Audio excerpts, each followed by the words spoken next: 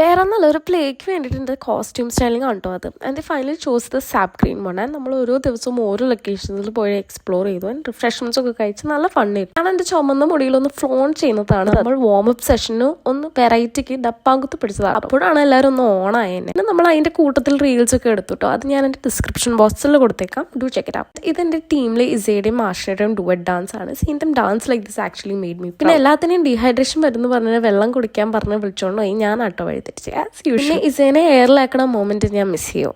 പിന്നെ അവരെന്നോട് അഭിപ്രായം ചോദിച്ചപ്പോൾ ജഡ്ജാണെന്നുള്ള അതിയായ ആത്മവിശ്വാസത്തിൽ ഞാൻ കുറച്ച് പട്ടിച്ചോ ആക്കണം കേട്ടോ. നമ്മൾ ലഞ്ചിനായിട്ട് ഒരു ദിവസം ബീഫ് സ്റ്റഫ്ഡ് പാൽ പൊറോട്ട ട്രൈ ചെയ്തു. എനിക്കത് അത്രയ്ക്ക് ഇഷ്ടപ്പെട്ടില്ല. ബട്ട് ഇറ്റ് വാസ് ഓൾമോസ്റ്റ് എൻ്റെ ആവാറായപ്പോഴേക്കും എൻ്റെ എൻസം എക്സാംസ് പിന്നെ ലാസ്റ്റ് നൈറ്റ് ഓഫ് പ്രാക്ടീസിന് നമ്മൾ സെക്യൂരിറ്റി ചേട്ടൻ്റെ എന്ന് പറയാൻ വേണ്ടിയിട്ട് സ്കൂട്ടർ ഒക്കെ എടുത്തിട്ട് ആൻഡ് പിന്നെ അങ്ങോട്ടേക്ക് ഓട്ടമായി. And at last final stage practice also hand. നമ്മൾ എല്ലാവരും റെഡിയായി നല്ല സുന്ദരികളായിട്ടോ.